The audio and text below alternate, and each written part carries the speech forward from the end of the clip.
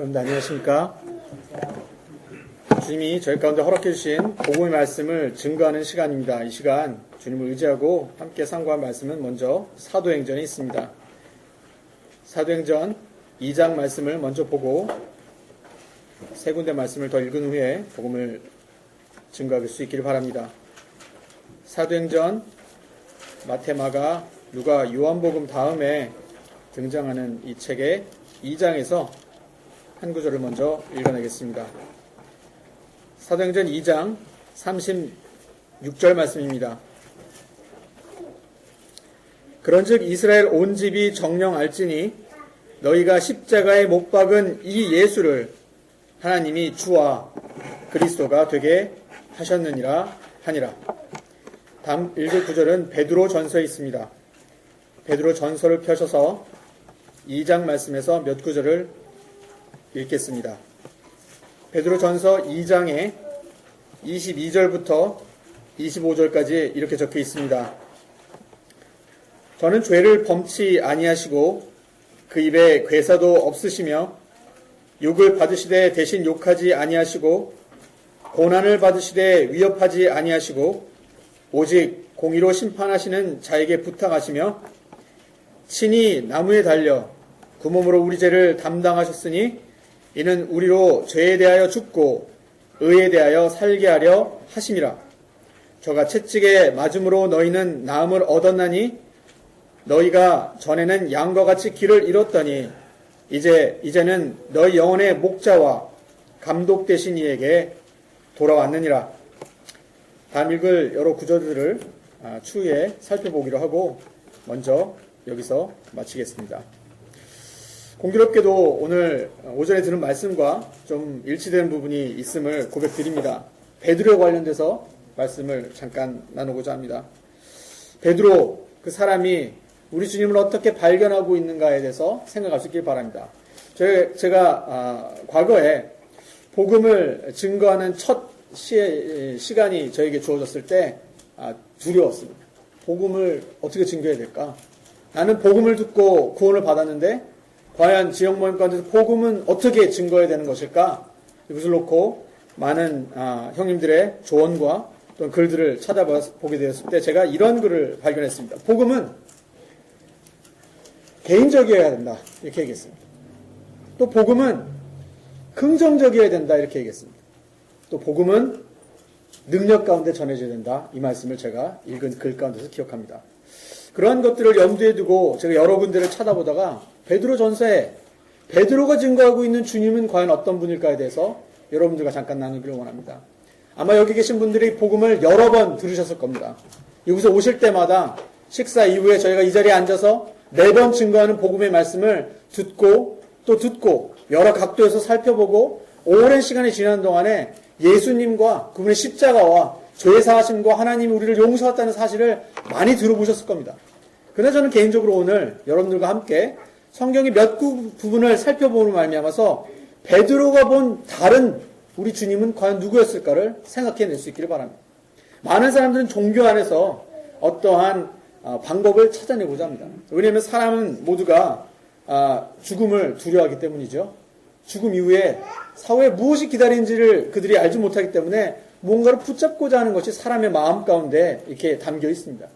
그래서 학자들은 얘기하기를 언어가 없는 민족이 있지만 종교가 없는 민족은 없다 얘기해내는 것이죠.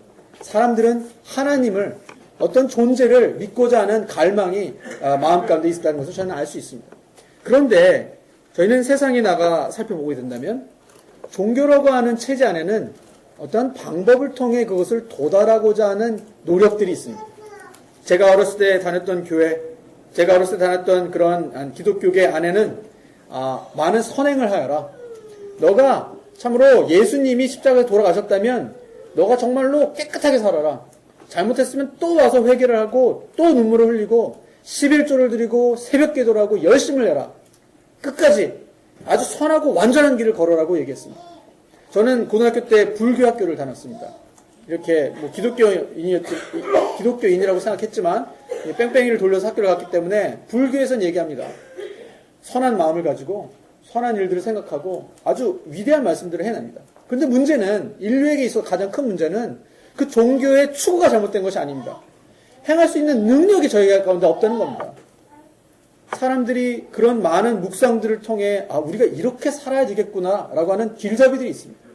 어떤 사람들이 그 길을 걸어갔다라고 하는 내용들도 있습니다.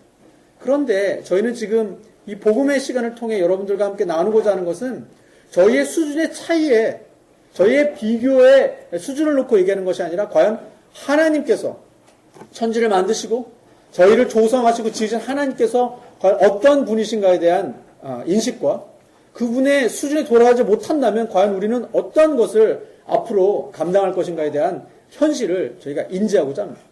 그러고 나서 베드로가 발견한 하나님께서 주신 것이 방법이 아니라 인격이었습니다. 하나님께 정말로 저희 가운데 만나고 발견하기를 원하는 것은 우리의 어떤 선행을 추구하는 노력과 우리 가운데 우리가 하나님께 드리고자 하는 어떤 희생이 아닌 하나님께서 저희 가운데 허락하신 것을 받는 의지임을 여러분들과 함께 나눔으로 이 시간이 주님 앞에 사용될 수 있기를 바랍니다. 베드로전서 2장을 펴서 이렇게 보았을 때 오늘 처음 읽었던 9절, 22절에 이렇게 되어 있습니다. 저는 죄를 범치 아니하시고. 성경은 얘기합니다. 저희가 지금 증거하고자 하는 구세주 예수 그리스도 그분은 죄를 범하신 적이 없습니다. 때때로 사람들은 생각하게 될 때 그래 그분이 아주 종교의 놀라운 지도자로 걸어가셨을 거다. 아주 위대한 삶을 사셨을 거다 얘기합니다. 그러나 저는 베드로는 과연 무엇을 보았을까? 그가 감당한 주님은 그가 만나고 오늘 들은 바대로 무리를 걷고자 하여서라도 그분과 떨어지고 싶지 않다라고 하는 베드로의 심령 가운데는 과연 그분의 어떠함을 발견하고 있을까를 생각해낼 수 있기를 바랍니다.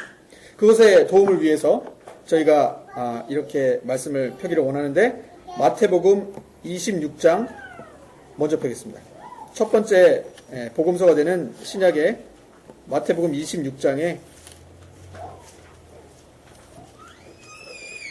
이런 말씀이 있습니다. 물론 그것은 주님의 고난과 관련된 말씀이 되겠습니다만은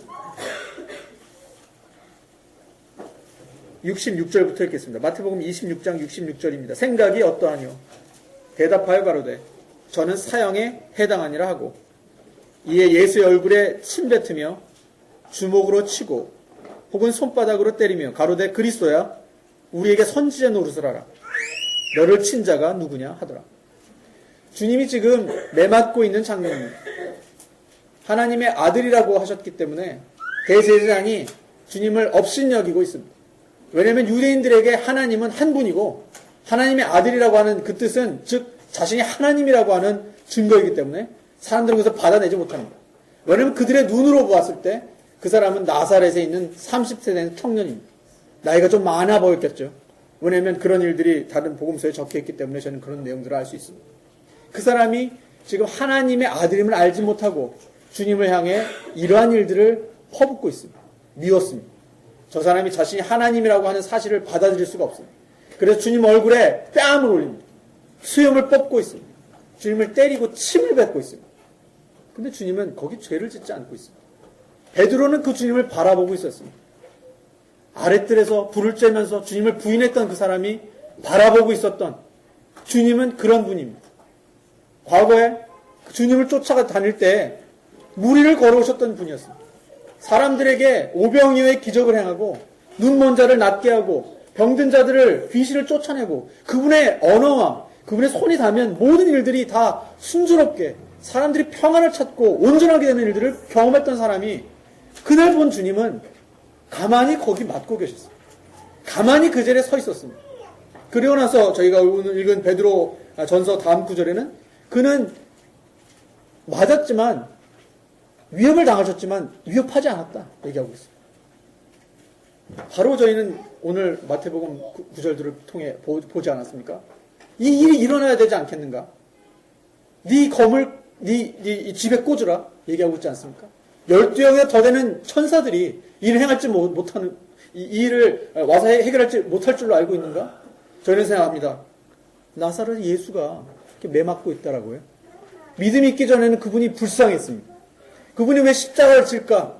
참 안타까웠습니다. 고난주일에는 금식도 해봤습니다. 그분이 불쌍하고 내가 참으로 그래 그분의 고난을 나도 금식을 통해서 한번 나눠야겠다 생각한 적이 있었습니다.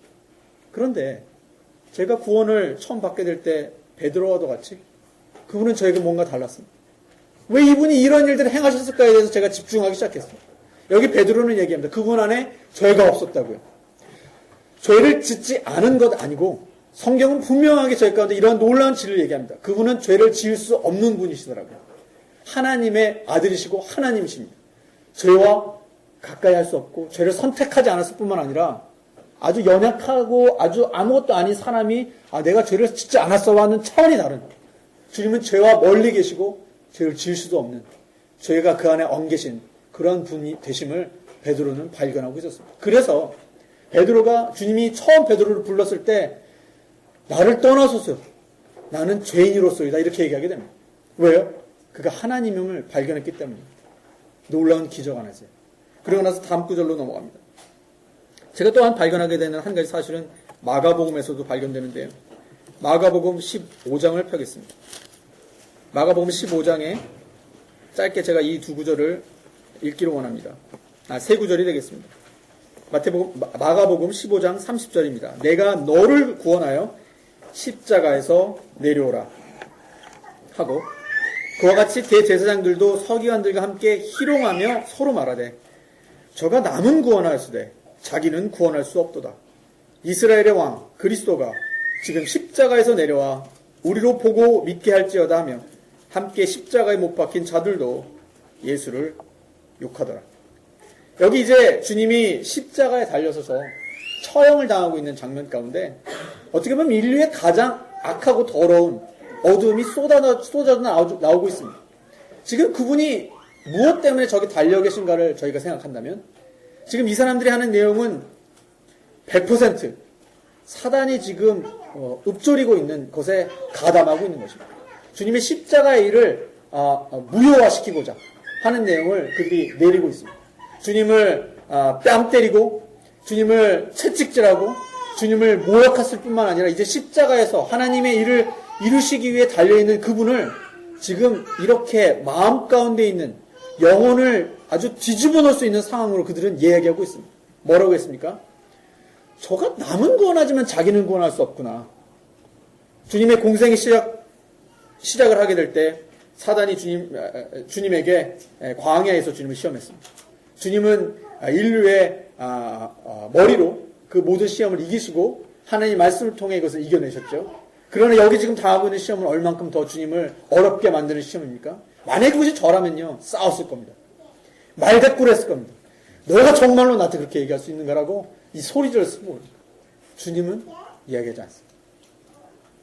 우리같이 성정이 갖고 있는 사람들은 말할 가치가 되지 않는다 이렇게 얘기할지 모릅니다. 주님이 얼굴을 부싯돌같이 하고 입을 꽉 다물고 그냥 내가 참겠다라고 한 것이 아닙니다. 제가 복음서를 통해 발견하는 것은 이것입니다. 그러한 사람들을 향해 주님은 내가 조금만 더 참아내리라가 아니라 아버지여 저들의 죄를 용서해 주십시오라고 얘기하고 있는 그런 주님입니다. 지금 저희가 증거하고 있는 주님은 무언가 다릅니다. 종교가 얘기하고 있는 위대한 사람들과 다릅니다. 인격에 있어서 다릅니다. 그분의 방법에 있어서 다릅니다.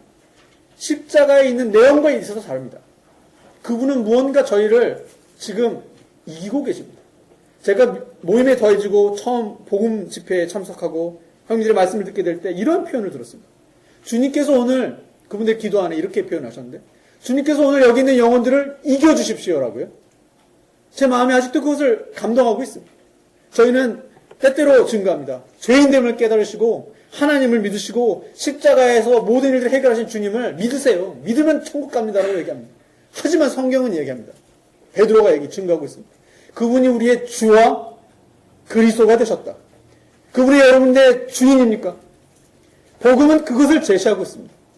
베드로는 그의 마음이 빼앗겼습니다. 이것이 구원이라고 저는 믿습니다. 저희는 단순하게 지식, 그리스도는 언제 태어나셨고 언제 죽으셨고 나는 나중에 죽으면 그냥 천국 가겠지, 교리적인 내용, 이런 내용이 아니라 그리스도가 여러분들을 부르고 있는 내용, 저희가 들려진 찬양의 내용처럼 그분이 여러분들을 만나셔야 됩니다. 개인적으로요. 우리 어머니 아버지가 모임을 다니셔서 나는 천국에 가겠지, 이것으로 충분치 않습니다. 그분을 만나는 겁니다. 그분을 만나서요. 베드로는 참으로 그날 저녁에 아랫뜰에서 불을 쬐고 있을 때 너무나 무서웠습니다. 계집종이 당신이 누구입니까? 얘기하게 될 때. 저분을 쫓았던 사람이 아니냐고 그가 도발하게 될 때. 나중에 저주합니다. 몇 번이나 부인합니다. 욕합니다. 그런데 그의 영혼이 참으로 그렇게 저주하고 주님을 모른다고 했을 때 그 영혼이 주님의 눈과 마주쳤습니다. 누가복음에 그 얘기가 적혀 있습니다. 주님이 그를 보았다라고 되어 있습니다. 그리고 그는 우웁니다. 그 울음은 자기가 주님께 드리고자 했던 모든 것들이 이루어지지 않았음에 대한 후회일 겁니다. 그렇습니다. 후회가 있었겠죠. 주님 그렇게 하지 마십시오 이렇게 얘기했는데 그런데 제가 마음껏 느끼는 것은 더 큰 울음이라고 믿습니다. 그것은 주님이 어떤 분인가에 대한 그의 부복입니다. 주님은 그 장소에서 베드로를 째려볼 수 있었을 겁니다. 네가 나를 죽을 때까지 섬긴다면서 그렇게 잘할 거라고 했으면서 안 했냐? 아닙니다. 우리 주님 다릅니다. 우리 주님이 그를 은혜 가운데 보고 있습니다. 내가 너가 떨어지지 않기를 기도하겠다. 주님 먼저 얘기하셨어요. 그 장면이 생각났을 겁니다. 베드로의 마음 가운데 주님 앞에 너무나 죄송스럽고 너무나 죄송하고 마음 가운데 후회가 있었겠지만 그가 지금 감격하고 있는 것은 그분이 베드로를 인자함 가운데 바라보고 있었다는 겁니다. 조금 전에 베드로가 칼을 뽑아서 말고의 귀를 잘라버렸죠. 그리고 나서 그는 주님을 위해 싸우려고 했습니다.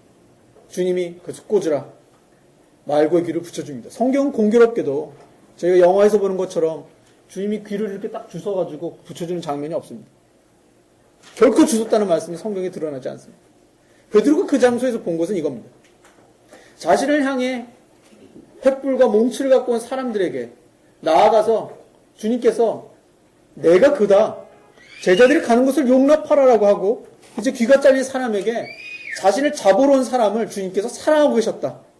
그런데 그분이 귀를 만져주시고 그 귀를 생성케 하시는 창조주가 되신 것을 그는 또 발견하고 있습니다.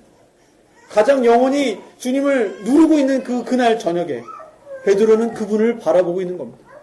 이런 분이 계실까? 이렇게 해야 되는 것이 아니었을까? 주님은 얘기합니다. 하나님이 이루기 위해 꽂아야겠다고. 그래서 그 길을 걸어가시는 주님을 바라보고 있습니다. 제가 과거 어렸을 때 배너라는 영화를 보았는데 거기에 거의 마지막 장면에 이런 주인공이 이런 대사를 합니다. 그 십자가를 지고 가는 그분의 얼굴을 보았는가? 이렇게 해요. 그분이 얼만큼 위엄있고 영광스러운 얼굴을 하고 그것을 지고 갔는지 보았는가? 이런 얘기를 하는 것을 기억납니다. 주님은 저희가 그냥 상상하는 것처럼 매맞고 슬픔이 가득하고 피와 땀을 흘리고 어쩔 수 없이 허약하게 이렇게 십자가를 지고 거기 가서 그냥 사람처럼 이렇게 죽어버리는 그런 분이 아니라 성경이 증거하는 것은 하나님으로 그분이 모든 위엄과 영광과 도덕을 가지고 그 일을 행하셨고 십자가에서 아버지와 함께 이것을 나누셨고 아버지 앞에 저희 모두를 위해 대변하셨고 가셨다는 것을 베드로는 저희 가운데 시사하고 있습니다. 베드로전서 2장에 나타난 내용들이 그것임을 제가 말씀드리고자 해서 나온 것입니다. 다시 한번 베드로전서를 돌아가기를 원합니다. 22절부터 제가 보게 될 때 주님이 죄를 범치 아니었다. 죄를 질 수도 없는 분이셨다. 하나님, 어둠이 조금도 없는 하나님으로 이 땅을 거니셨다. 놀라운 주님에 관련된 이야기입니다. 그 입에 괴사도 없으십니다. 괴사가 없다는 것과 그냥 할 수 있지만 안 한다는 것과 그들을 위해 계속 사랑의 말을 내는 것과는 전혀 천지 차이입니다. 부모인데요. 아이들이 참 말 안 들으면요. 욕합니다. 막 안 좋은 말이 나옵니다. 부모인데 아이들을 위해서 목숨도 바칠 수 있는 부모임에도 불구하고 그런 일들이 있습니다. 저희 삶 가운데. 근데 이분은 자신을 향해 일개 종이 뺨을 때릴 때 일개 병정이 주님의 등을 칠 때 마녀를 붙잡고 계시는 주제께서 말하지 않습니다. 자, 그렇게 하지 말라. 너가 왜 나를 치느냐? 한마디 그것 이야기하신 것 말고 주님은 뭐 욕을 하시거나 괴사가 없습니다. 왜입니까? 왜 주님은 그러십니까? 종교의 지도자이기 때문에 참아내는 겁니까? 하나님이시기 때문에. 사랑이신 하나님이기 때문에. 그분의 인격이 저희 같은 죄인들 앞에 나올 때 드러나고 있습니다. 하나님이 어떤 분인가가 막 찬란하게 비춰지고 있습니다. 주님의 십자가를 저희가 볼 때 발견하는 것은 그런 것입니다. 아, 십자가. 예수님이 피 흘리고 돌아가셨지. 나 그거 믿고 이렇게 살고 내가 이제 우리에게 있어서 복음은 그분이 우리 삶 가운데 우리 영혼의 주인이 되어 있는가? 이것입니다. 왜 저희는 아침에 예배합니까? 왜 오늘 이러한 떡과전 앞에 성도님들이 감동합니까? 그분의 인격이 고매하시기 때문에. 우리보다 나으시기 때문에. 그분 앞에 가면요. 우리 다리가 떨리기 때문입니다. 이런 분이 내 주님이기 때문에 감사하기 때문에 우리는 무릎을 꿇는 겁니다. 하나님이 우리한테 이렇게 큰 겁을 주시면서 무릎을 꿇어라 하기 때문이 아니라 그것은 사단의 방법입니다. 그러나 성도들은 그러한 죽음 앞에도 사단의 방법을 거절하고 목배임을 당할지언정 하나님을 찬송하고 순교하는 저희 앞에 간 많은 선진들이 있는 것을 저희는 기억합니다. 여기 제가 오늘 많은 시간을 내지 않겠습니다만은 이 말을 쓴 베드로가 24절에 이렇게 얘기합니다. 친히 나무에 달려. 우리 주님은 그곳에 친히 가셨습니다.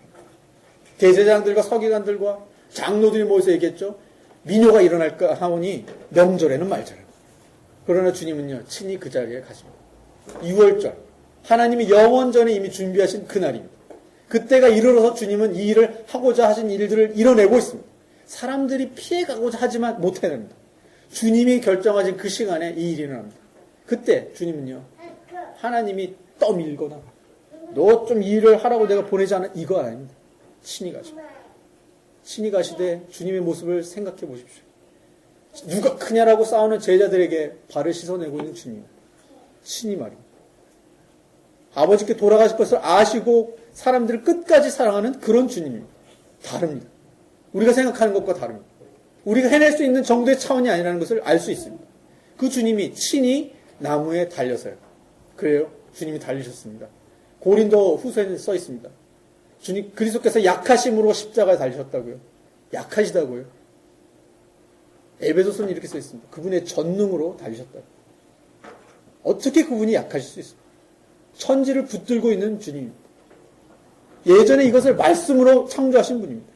어떻게 그분에게 약하심이 있습니까? 친히 달리는 겁니다. 뭐예요? 빌립보서는 얘기합니다. 아버지 하나님 앞에 그분이 자신이 종이 될 것을 결정하셨다. 그래서 갑니다. 친히 그 자리에. 아버지께서 순종하라고 하는 것이 멸시와 조롱과 십자가 죽음을 아시고 그분은 친히 그 길을 걸어가십니다. 왜입니까? 그것이 아버지의 마음을 기쁘게 해드리는 일이기 때문입니다. 또한 그것이 과거 아담로부터 모두 박탈당한 인류의 하나님 앞에서 있는 것들을 주님께서 구속할 수 있는 오로지 한 길임심을 아시기 때문에 친히 그 길을 가십니다. 그리고 나서 그 몸으로 우리 죄를 담당하셨으니 이런 말씀을 제가 과거에 형님들을 통해 들은 적이 있습니다. 우리 주님이 하신 이 일에 대해 성경이 뭐라고 얘기하고 있을까? 성경 66권은 과연 이것을 어떻게 표현해내고 있을까? 이렇게 얘기합니다. 역사서를 살펴보는 동안에 우리는 그분이 얼만큼 우리에게 필요한가를 알 수 있게 된다. 그리고 레위서를 읽는 동안에 우리는 그분이 행하신 일에 대한 의미를 깊이 알 수 있게 된다. 시편을 통해 우리는 그분이 그 감당하신 경험의 모든 묘사들을 깨닫게 될 것이다. 선지서는 그 고난을 예고하고 있음을 저희는 깨닫게 될 것이다. 복음서는 그분의 성취를 드러낼 것이다. 모든 하나님의 말씀을 이루고 있는 그분의 성취, 다 이루심을 찬란하게 드러내고 있을 것이다. 사도행전은 그 축복을 이렇게 선포할 것이다. 과연 그것이 어떤 것들을 이뤄냈는지에 대한. 그리고 나서 서신서는 그 모든 것에 대한 뜻을 우리 가운데 설명해낼 것이다. 그리고 마지막으로 계시록은 그분이 행하신 일로 말미암아 일어날 열매들을 우리 가운데 드러내줄 것이다. 우리 주님의 얘기가 처음부터 끝까지 담겨 있습니다. 이분이 어떻게 다르신지에 대해서 계속해서 얘기하고 있는 겁니다. 역사를 지나가게 될 때 사람들이 약속했지만 할 수 없는, 하나님에게 할 수 있습니다 했지만 라고 약속했지만 해낼 수 없는 일들에 대해 구세주가 필요하구나, 그 어린 양이 필요했구나라는 것을 저희 가운데 이야기해낼 겁니다. 역사와 선지서와 시편과 문학과 하나님은 이런 많은 일들을 통해 그 아들에게 우리가 집중하기를 바라셨습니다. 이사야서 45장에 이렇게 써 있습니다. 너희 모든 백성들아 나를 앙망하라. 나 위에 다른 이가 없습니다. 계속해서 얘기합니다. 나를 바라보라고요. 종교에서 다른 사람들이 다른 어떤 것들을 제시할지 모르겠습니다. 그리고 여기 앉아 계신 분들은 예수님을 바라보십시오. 그분이 어떻게 다른 하나님이 되심을 찾으십시오. 어떤 방법을 통해 구원을 얻고자 하는 노력에서 이제 쉬시고 그분이 어떠한 하나님이신가에 대한 마음의 신뢰와 하나님을 향한 찾고자 하는 마음을 하나님께 쏟아붓고 그분을 통해 구원을 얻으십시오. 저희 안에 다른 어떤 이름을 허락하지 않고 예수 그리스도를 통해 저희를 구원하시는 하나님을 인해 찬양드립니다. 다시 한번 사도행전 2장으로 가서 이 말씀을 읽고 마치기를 원합니다. 사도행전 2장에 그런즉 이스라엘 온 집이 정령할지니 너희가 십자가에 못 박은 이 예수를 하나님이 주와 그리스도가 되게 하셨느니라 하니라. 지금 증거한 이 베드로는 이 말 그대로 말만 던지고 끝나지 않습니다. 그에게 있어서 주와 그리스도가 되게 한 참으로 이 하나님의 놀라운 일을 증거하고 있는 이가 온 이스라엘에게 너희들이 이것을 알아야 된다. 너희들이 죽인 이 그리스도를 하나님께서 우리에게 주가 되게 하셨다. 그리스도가 되게 하셨다. 저희는 전승에 의하면 요한복음에 물론 그런 내용들이 드러나 있습니다만 이 사람은 분명히 그랬습니다. 주님을 위해 목숨을 바칩니다. 십자가에서 죽어납니다. 그가 계집 요정이 왔을 때 두려워했던 일이 사라집니다. 왜요? 그분이 그 안에 주가 되셨기 때문입니다. 그분이 그 안에 그의 마음을 주장하고 있는 것을 감당했기 때문입니다. 그는 얘기합니다. 마지막 유언이 있는가? 있습니다. 무엇이냐? 제가 십자가에 이렇게 달릴 수 없습니다. 내 주님이 이렇게 십자가 달리셨습니다. 나는 거꾸로 달리겠습니다. 이것은 무슨 객기가 아닙니다. 그가 우리 주님을 어떻게 주로 인정하고 있는가에 대한 그의 삶의 마지막 그 장면에 있었던 그에게 있어서 있는 놀라운 믿음의 현실이었습니다. 우리 주님은 우리 인류 가운데 주와 그리스도로 하나님께서 주셨습니다. 과연 여러분의 삶 가운데 그분이 주인이신지 살펴보시길 바랍니다. 이것이 여러분들의 마음 가운데 역사되어서 성령께서 죄와 의와 심판에 대해서 여러분들의 마음을 책망하시고 이 일에 대해서 완전히 해결하시고 하나님께서 선물해 주신 우리 주 예수 그리스도를 여러분들이 주와 그리스도로 영접하게 되는 그 순간에 하나님의 구원의 역사가 여러분들 가운데 임할 뿐만 아니라 하나님께서 예수 그리스도를 통해 영광을 받으실 것을 확신합니다. 여러분들의 마음에 참으로 이분 하나님께 주신 다른 참으로 하나님께서 오로지 허락하신 구원을 인격적으로 만나시고 하나님 앞에 나가시는 역사가 있기를 바랍니다. 이상. 요한복음 3장 36절 말씀 읽겠습니다. 아들을 믿는 자는 영생이 있고 아들을 순종치 아니하는 자는 영생을 보지 못하고 도리어 하나님의 진노가 그 위에 머물러 있느니라. 여기 아들을 믿는 자와 아들을 믿지 않는 자, 즉 순종치 않는 자, 아들을 믿는 자에게는 영생이 있습니다. 아들을 믿지 않는 자, 순종치 않는 자는 두려운 말씀입니다. 하나님의 진노가 그 위에 머물러 있다. 이게 대단히 두려운 말씀인데 오늘 이 말씀을 먼저 생각하시면서 누가복음 17장 있는 말씀 보겠습니다. 누가복음 17장입니다. 누가복음 17장 32절입니다. 롯의 철을 생각하라. 롯의 철을 생각하라. 대단히 짧은 말씀입니다. 8자입니다. 롯의 철을 생각하라. 이 말씀은 롯의 철을 기억하라 라는 말씀입니다. 롯의 철을 기억하라. 이건 경고의 말씀입니다. 한 구절만 마태복음에서 더 보겠습니다. 마태복음 9장 9절입니다. 마태복음 9장 9절입니다. 예수께서 거기서 떠나 지나가시다가 마태라 하는 사람이 세간에 앉은 것을 보시고 이르시되 나를 쫓으라. 5자죠. 나를 쫓으라 하시니 일어나 쫓으니라. 오늘 저희들은 이 두 사람에 대해서 생각해 보면서 요한복음 3장 36절에서 하나님께서 아들을 통해서 저희들에게 약속하신 이 구원과 관련한 말씀을 적용해 보겠습니다.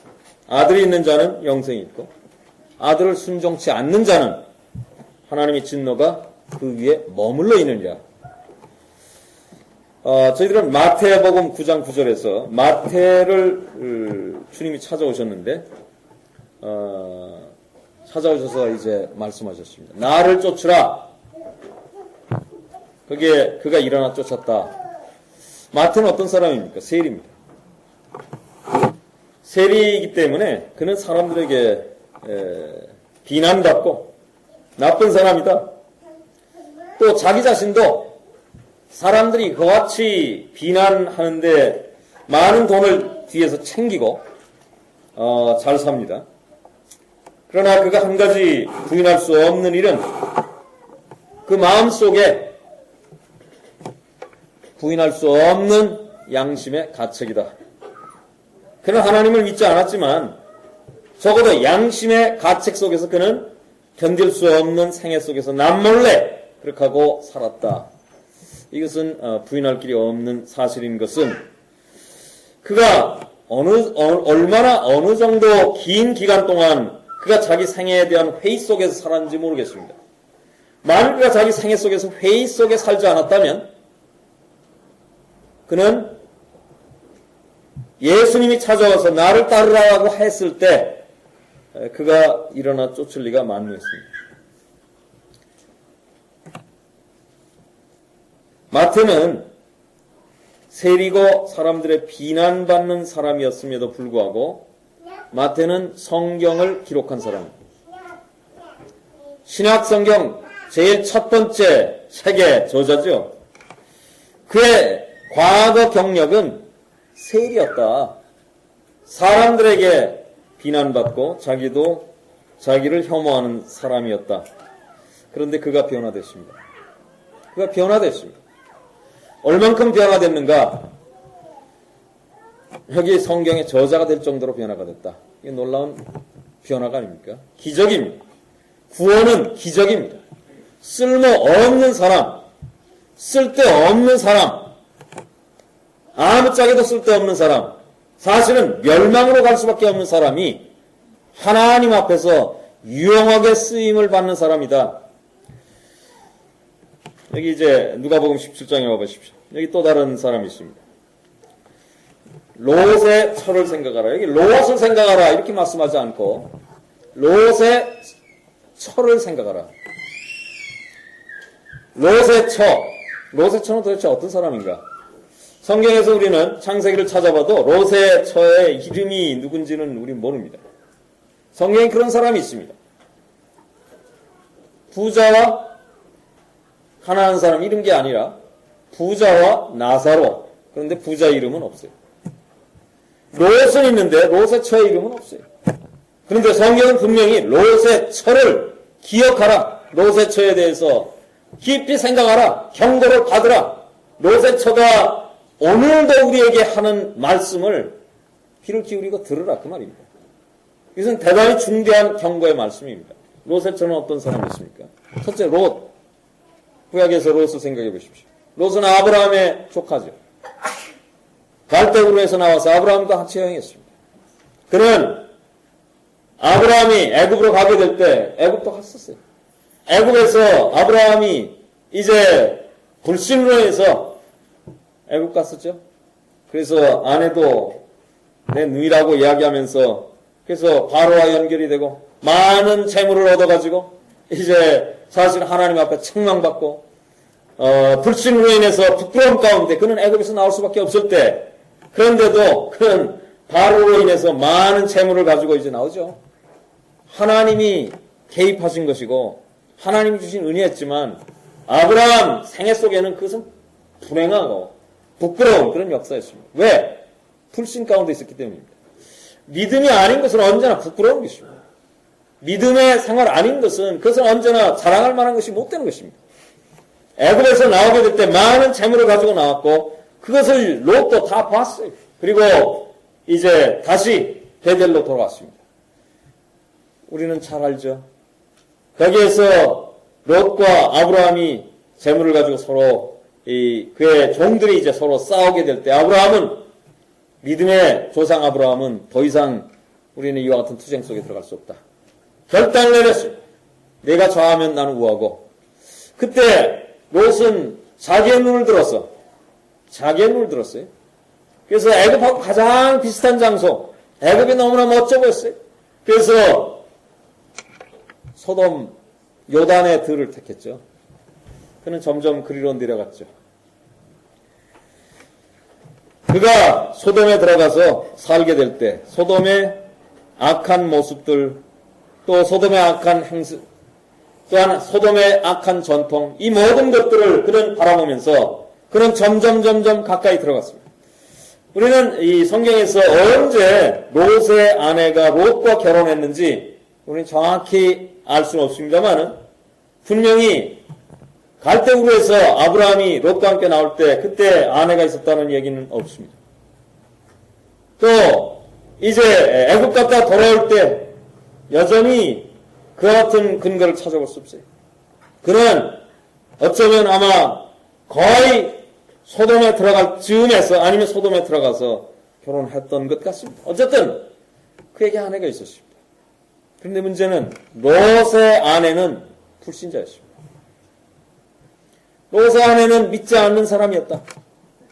롯의 아내는 믿지 않는 사람으로 롯은 롯의 아내와 같이 살고 있었다. 우리는 성경이 왜 롯의 처를 생각하라 라고 말씀하고 있을까? 롯의 처가 뭐가 그렇게 유명한 사람이길래 롯의 처에 대해서 사람들은 생각해야 될까? 많은 요인들이 여기 담겨 있습니다. 첫째, 저희들이 한번 생각해 보십시오. 첫째, 롯의 처는 롯의 아내였습니다. 그건 뭘 말할까? 롯의 처는 롯과 함께 시련도 겪었습니다. 왜? 아내이기 때문에. 어떤 시련을 겪었습니까? 롯에게도 많은 시련이 있었습니다. 롯이 소돔에 들어간 다음에 그는 이제 정착하죠. 아브라함은 텐트 치고 살았어요. 롯은 점점 세월이 지나가면서 그는 구원받았습니다. 하나님의 사람이라고는 하지만 그의 마음은 점점 이제 성에 들어가서 이제 좀 안정된 생활을 하기를 원했어요. 그래서 점점 롯 소돔 가까이 갔습니다. 소돔 근처에 갔을 때 그는 사실상 지금까지 가지고 있었던 양떼, 소떼 애굽에서 많이 받았거든요. 그는 목자였습니다. 아브라함과 같이 목자였어요. 그런데 이제 그 안에 들어가 살려면 양떼, 소떼 데리고 갈 수 없습니다. 그래서 그는 그걸 다 팔았겠죠. 그래서 이제 은퇴한 목장 주인, 뭐 그런 자격으로 소돔 성으로 그가 들어갔을 것입니다. 그래서 현금을 가지고 이제 그 안에 들어가서 이제 살겠다. 그렇게 살다가 어느 날인가 그는 상당히 거기에서 성공했는데 상당히 사회적인 사닥다리를 타고 높이 올라갔는데 그래서 그는 소돔의 성문에 앉아있을 정도로 그는 유지가 됐죠. 어느 날 메소포타미아에서 연합군들이 찾아왔습니다. 소돔과 그 주변의 요단의 들들을 공격했습니다. 그때 어떤 일이 일어났습니까? 많은 사람들이 소돔에 있는 수많은 사람들이 포로가 돼서 잡혀갔죠. 이것은 시련입니다. 이것은 거대한 시련입니다. 그는 포로로 끌려갈 때 많은 사람과 함께 이제 왜 시련일까요? 포로 끌려가면 언젠가 죽을 수도 있어요. 거기 와서 어떤 삶을 살까? 노예로 끌려가든지 그런 근심 속에서 많은 시련 속에서 롯과 롯의 아내는 끌려갔습니다. 많은 사람과 끌려가게 될 때 그는 아내로서 롯과 함께 시련도 같이 겪었다. 이거 기억하세요. 롯의 아내는 남편과 함께 시련을 겪었다. 롯의 아내는 남편과 함께 또 특권도 나눴습니다. 어떤 특권입니까? 롯은 적어도 아브라함과 함께 하나님을 아는 사람입니다.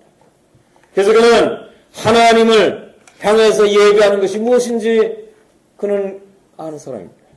그럼 옆에서 삼촌이 하나님 앞에 제단을 쌓고 예배를 드리고 하나님께 경배하고 하는 것을 옆에서 봤습니다. 그는 삼촌이 어떻게 이 세상에서 살아가는 것을 보았습니다. 삼촌은 이 장막을 치고 집을 짓지 않고 장막을 치고 살았어요. 오늘날 뉴욕에서 아까 집 얘기하다가 아파트 얘기하다가 번 거 그냥 거의 다 그냥 집값에 다 들어가고 산다. 우리가 만일 이 땅에 소망을 두고 산다면, 여기에 만일 소망을 두고 산다면 오늘날처럼 허탈한 이와 같은 시대는 없습니다. 그러나 우리에게 영원한 소망이 있습니다. 왜냐하면 아브라함은 장막을 치고 살았습니다. 그런데 롯은 그게 싫었어요. 이렇게 사는 라이프스타일이 싫었어요. 그가 원하는 것이 있었어요. 그럼에도 불구하고 과거에 그가 살아올 때 자기의 삼촌이 어떻게 사는 것을 알고 있습니다. 예배드리는 삼촌, 그는 하나님을 경외하는 삼촌, 또는 전능자의 날개 아래서 어떻게 보호를 받고 사는가, 그의 삼촌을 통해서 그는 눈으로 알고 있었어요. 자기 몫이 것이 그렇게 가는 것이 좋다고는 생각하지만 꼭 그렇게 살아야 될 거라고 하는 의심이 나지만 그래도 자기 삼촌은 그렇게 산다고 하는 것을 알고 있었어요. 천사가 방문했을 때 어떻게 했습니까? 롯은 천사를 영접했어요. 천사를 영접하고 자기 집에 드립니다. 대소방. 그때 롯의 아내는 어떻게 했어요? 같이 거들었어요. 롯이 가지고 있는 영적인 특권, 그것을 그도 아내도 나눴어요. 믿는 사람이든 믿지 않는 사람이든 역시 나눴다. 천사가 방문했을 때 천사가 이야기했어요. 이 성은 멸망한다. 이 성이 멸망하니 곧 나가라 라고 할 때 이제 롯은 나가야 된다 라고 얘기했죠. 그때 아내도 거기에 그와 같은 특권이 있었습니다. 남편이 믿는 사람이었기 때문에 이 성은 멸망한다라고 하는 메시지를 다른 사람은 몰라도 남편은 받았어요. 그 메시지를 받는 특권이 있었다고 말입니다. 소돔성에 있는 수많은 사람들은요, 이 성이 멸망한다고 하는 것에 대해서 그들은 알지 못했어요. 그런데 롯의 아내는 위대한 메시지를 천사로부터 받았다고 하는 것을 그는 가까이서 알고 있었어요. 이 위대한 특권을 나누고 있었다. 오늘날 우리 어떻습니까? 여러분 구원 받으셨습니까? 여러분은 영원한 하나님의 은혜를 여러분은 받고 구원 받았습니까? 영생을 얻었습니까? 우리가 찬송을 부르고 종교인들과 같이 성경을 읽고 종교적인 분위기 속에서 내가 가까이 있어도 내 옆에 심지어는 남편이 구원을 받고 내 아내가 구원을 받았는데도 그래서 나는 위대한 영적인 유업이 무엇인지 옆에서 맛을 보고 또한 눈도 보고 있지만 그러나 나는 아직도 어두움 가운데 있는 것입니다. 나는 너무나 먼 것입니다. 롯의 아내는 남편이 가지고 있는 위대한 믿음의 유산, 믿음의 위대한 특권들을 이 아내도 옆에서 눈으로 보고 있었습니다. 그리고 그것을 즐길 수 있는 놀라운 기회도 있었습니다. 거기에 대한 초청의 말씀도 그는 받았습니다. 그런데 문제는 무엇인가? 그런데도 불구하고 롯의 아내는 멸망 가운데로 들어가 버렸다. 성경은 그것 때문에 롯의 처를 기억하라 라고 말하고 있는 것입니다. 남편이 구원받았는데 아내가 아직도 구원받지 못하고 있습니다. 아내가 구원받았는데 남편은 아직도 구원받지 못하고 있습니다. 아들이 구원받았는데 아버지가 아직도 구원받지 못한 상태에 있습니다. 딸이 구원받았는데 어머니가 아직도 구원받지 못한 상태에 있습니다. 그 모든 특권들을 옆에서 보고 있고 위대한 하나님의 역사를 분명히 있는 걸 보고 있는데도 아직도 내 마음에는 무엇인가 들어오지 않는 것입니다. 롯의 처는 바로 그런 사람의 완전한 본복이었다. 고대 역사에서, 성경 고대 역사에서 롯의 처와 같은 사람이 있는가? 롯의 처는요, 오늘날 이스라엘 방문한 사람들은 그것이 롯의 처의 소돔 기둥인지 모르지만 이것이 롯의 처라고 그렇게 얘기한다고 합니다. 그 사람들은, 지나간 사람들은 저게 롯의 처다.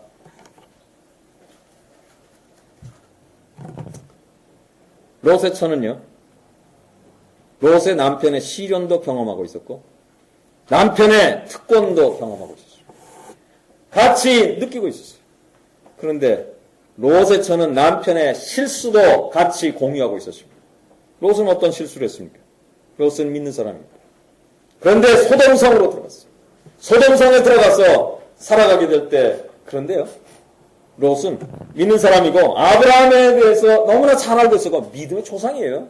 믿음의 조상이 자기 삼촌이에요. 그래서 그는 아무리 그 마음속에 시험을 받는다 해도 롯의 자기의 삼촌의 걸어간 길을 생각하게 될 때 그 길은 자기가 부인할 수가 없었어요.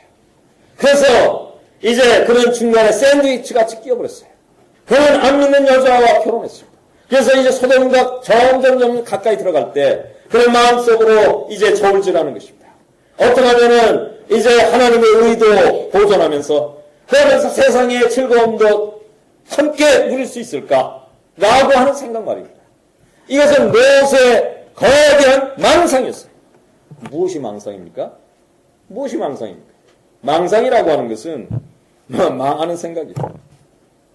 그것은 현실이 아닌 것을 현실하고 생각하는 것입니다. 롯은요, 줄타기하고 있었어요. 적당히 소돔 안에 들어가서 하나님도 섬기면서 나는 그렇게 소돔에 있는 사람처럼 그렇게 악한 데까지는 나는 안 갈 것이다. 그래도 내가 믿는 사람인데 거기 가서 그렇게 살지는 않을 것이다.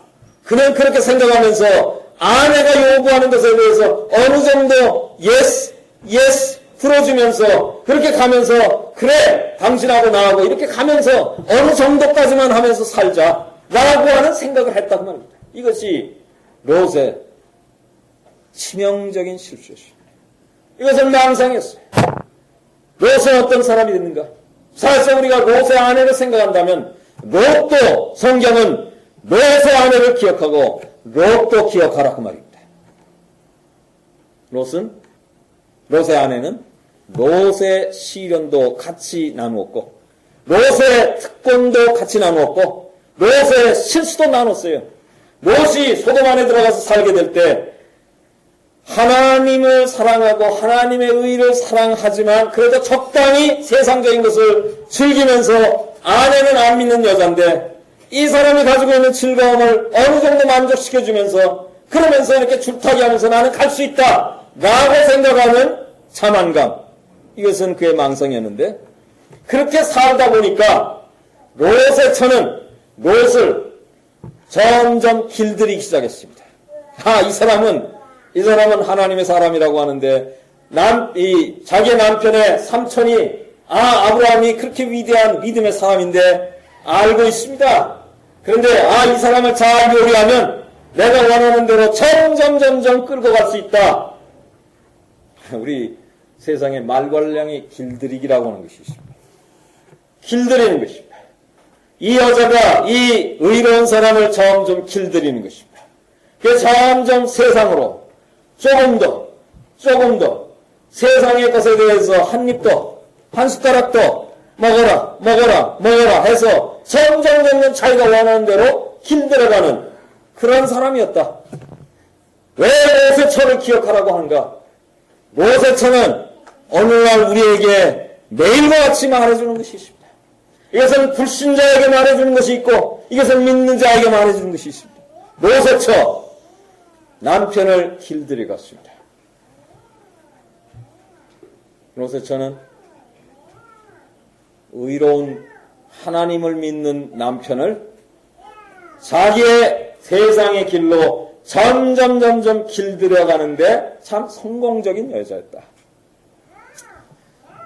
이것이 우리가 첫째, 롯의 처, 그녀는 그의 남편의 아내였다라고 하는 것을 기억할 필요가 있다라고 하는 점입니다. 두 번째, 그런데요, 이 길들이는 사람은요, 이 기술이 좋아야 됩니다. 이렇게 잘 길들이면서요, 우격다짐으로 길들이는 게 아니라 기술이 있어요. 남편이 하자고 하는 것도 어느 정도 맞춰줘야 되는 또 이런 것이 있거든요. 그게 안 하면 길 못 들입니다. 그래서 사실은 롯의 아내는 남편이 하자는 대로 어느 정도 맞춰줬어요. 여기에서도 망상이 있습니다.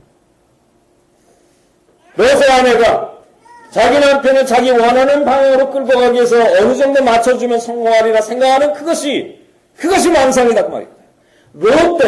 롯의 아내가 생각하는 그 같은 길로 가는 일에 있어서 어느 정도 맞춰주면 내가 어느 정도까지는 하나님을 따르고 어느 정도까지는 세상적으로 나는 갈 수 있다라고 생각하는 이와 같은 망상, 부부가 서로 간의 망상 속에 있었다 그 말입니다.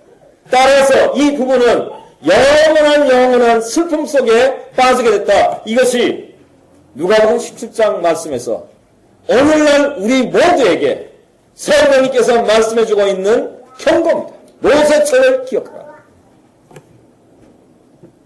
그녀는 맞춰줬습니다. 거의 하늘나라의 천성의 눈앞까지 갔어요. 왜?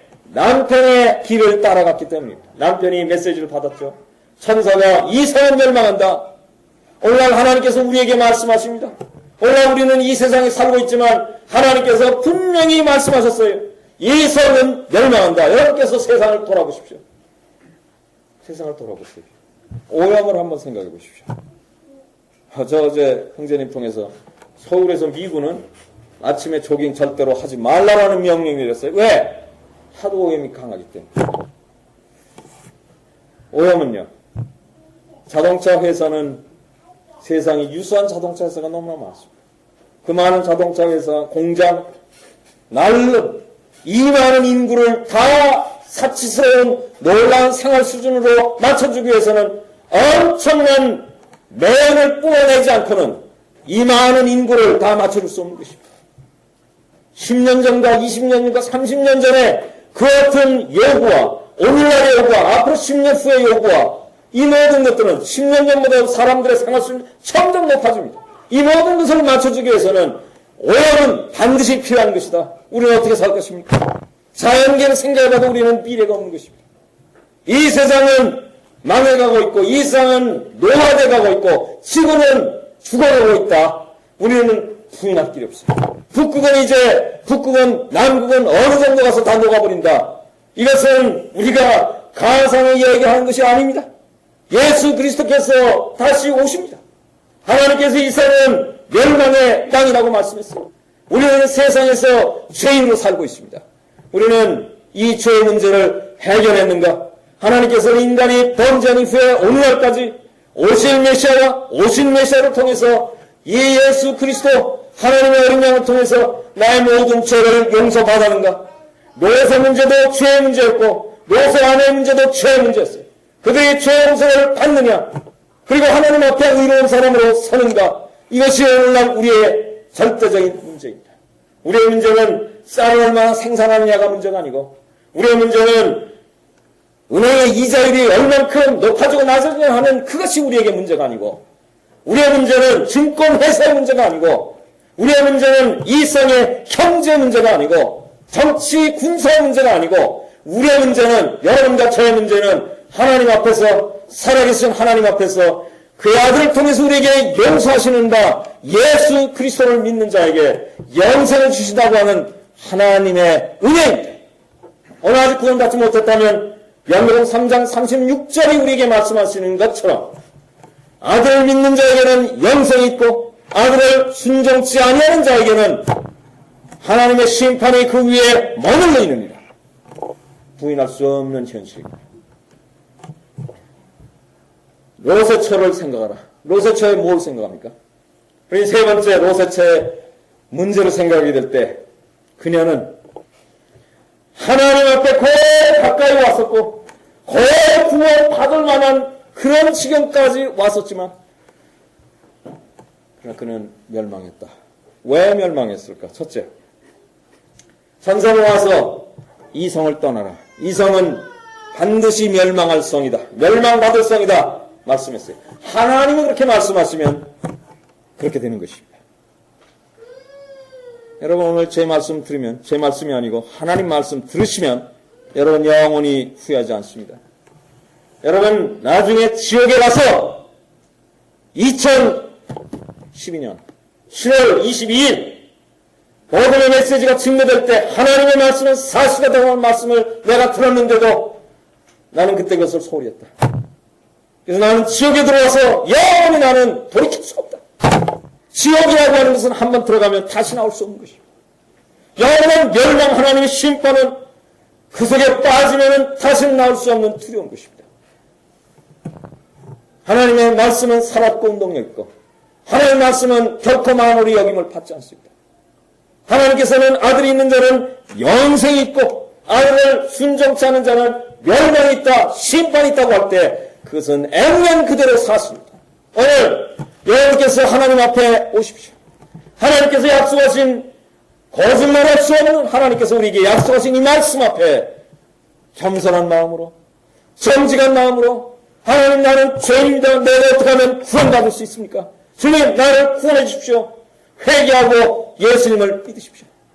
로세 안에는 이성은 멸망한다고 했는데, 그래서 나왔어요. 소돔성도 나왔어요. 마음에 내키지 않지만 남편 따라서 나왔어요.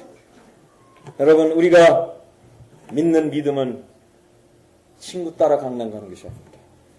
누가 가기 때문에 내가 하는 것이 아닙니다. 내가 영향을, 좋은 영향을 받을 수 있고 나쁜 영향을 받을 수 있어요. 좋은 영향을 받게 될 때 결정하는 것은 나의 몫입니다. 나쁜 영향을 받을 때 내가 결정하는 것도 나의 몫입니다. 좋은 영향을 받을 때 내가 결정해서 얻은 결과에 대한 득권과 즐거움, 그것도 나의 몫이고, 나쁜 영향을, 그것을 내가 믿었을 때 그러면서 내게 따라오는 결과에 대해서도 그것은 나의 몫이다, 그 말입니다. 로세 아내는 소돔성 밖으로 나갔는데, 그런데도 불구하고 그의 마음은 아직도 저 뒤에서 머뭇거리고 있었습니다. 몸은 밖에 나와 있는데, 소돔 밖에 나와 있는데 몸은 나와 있어요. 그러나 그의 마음은 아직도 소돔 성 안에서 서성서성대고 있었다, 그 말입니다. 이것이 그녀의 죄였어요. 오늘 여러분께서 그와 같은 마음을 가지고 있습니다. 마음은 몸은 여기 왔지만 마음은 아직도 세상에 가 있습니다. 말씀을 듣지만 나의 관심은 아직도 세상에 있습니다. 그 말씀이라고 하는 것은 그것을 내가 손해보는 것이라고 생각하고 있습니다. 세상의 여러 가지 것들이 나에게 손가락질하게 될 때 내 마음은 아직도 거기에 대해서 관심을 가지고 있고 그것을 끈을 풀지 못하고 배꼽을 자르지 못하고 아직도 나는 거기에 연연하고 있는가 그만. 로세 안에 씻을 수 없는 범죄, 그것은 그의 마음이, 몸은 소돔 밖에 있었는데 그의 마음은 소돔성 안에 있었다. 그는 남편이 은퇴한 목자로서 양 팔고 소 팔고 다 팔아가지고 소돔성에 들어왔어요. 좋은 가구 샀습니다. BMW 샀습니다. 싱글 하우스 멋진 거 샀어요. 그 안에 아주 조화가 이루어지는 많은 가구들도 샀어요.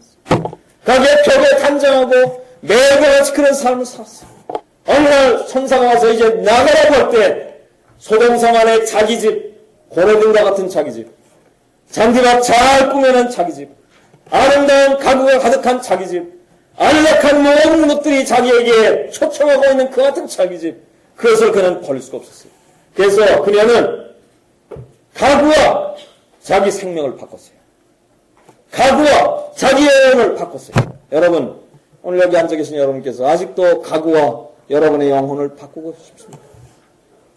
여러분이 가지고 있는 고귀한 것들이라고 하는 세상의 것들, 그것 때문에 여러분의 마음은 여러분의 영혼을 팔아버리기에 충분한 그런 자세가 되어 있습니다. 여러분 반드시 멸망합니다. 그래서 누가복음 17장에서 성령은 롯의 죄를 기억하라고 말씀하고 있는 것입니다. 두 번째, 그녀는 어떤 죄를 지고 있습니까? 천사가 얘기했어요. 여기를 떠나라! 여기는 불이 내려서 멸망한다. 나갔어요. 롯과 함께 튀어나갔어요. 도망하고 있어요. 그런데 그가 막 뛰어나가고 저 앞에 소환성이 이제 보이는데 해가 뜨기 시작했어요. 해가 뜨게 될 때 그녀는 갑자기 생각이 났어요. 아, 천사가 이 성을 나가라고 얘기했지만, 분명히 온다고 얘기했지만, 그거는 저렇게 멋진 태양이 뜨는데 뭐 그런 일이 있겠냐? 뭐 그런 일이 있겠는가? 여러분, 오늘 하나님께서 말씀하시기를 아들을 믿는 자는 영생이 있고 아들을 순종치 않는 자는 영원한 멸망이 있다, 하나님의 심판이 있다라고 할 때, 이렇게 아름다운 세상이 있는데 아직도 세상은 이렇게 옛부터 그저 흘러가고 있는데 여러분 그렇게 생각하고 있습니까?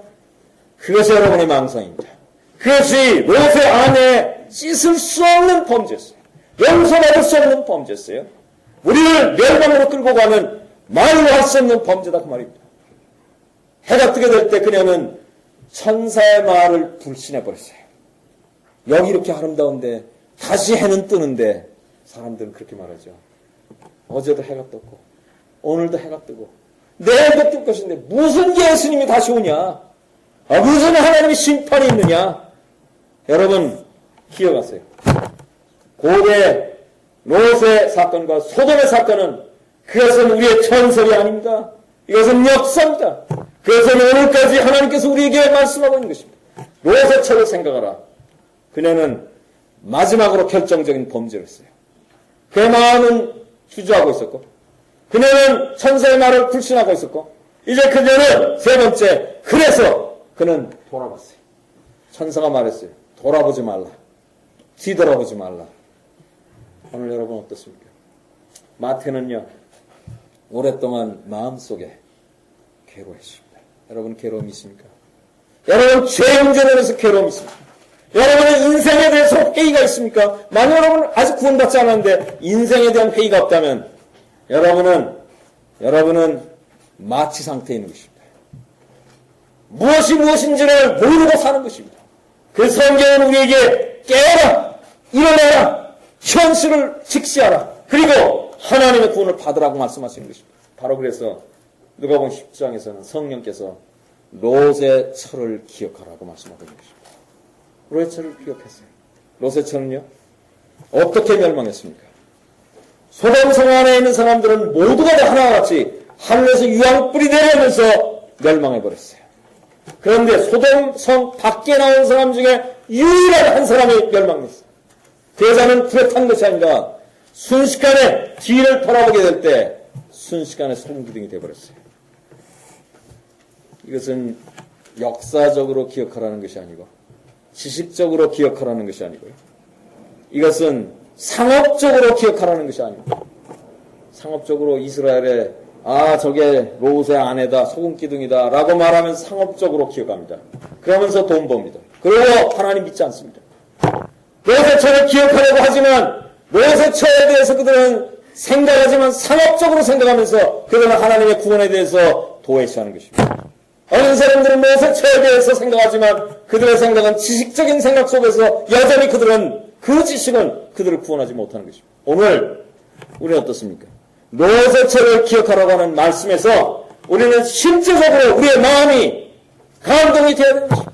두려워해야 되는 것입니다. 하나님 앞에서 우리는 엎드려야 되는 것입니다. 하나님, 나는 죄인인데, 나도 세상 사랑하는데, 나도 죄 가운데 사는 걸 알지만 나는 구원받을 수가 없는데 하나님 어떻게 하면 구원받을 수 있습니까? 예수님이 마태에게 찾아와서 너는 나를 따르라 라고 했을 때 마태가 따라갔어요. 왜 따라갔습니까? 주님이 최면을 걸었습니까? 아니에요. 마태는요 이미 주님이 오시기 전에 자기 마음속에 엄청난 회의 속에서 고민했어요. 그러다가 주님께서 바로 오셔서 너 나를 따르라. 주님, 나는 죄인인데 나의 생활에 대해서 나는 너무 혐오 속에 사는데 주의 죄 나는 이걸 다 버리고 주님을 따라가겠습니다. 롯의 처와 정반대의 사람입니다. 아들을 믿는 자는 영생이 있고 아들을 순종치 않는 자는 하나님의 심판이 그 위에 머물러 있습니다. 깨어나세요. 일어나세요.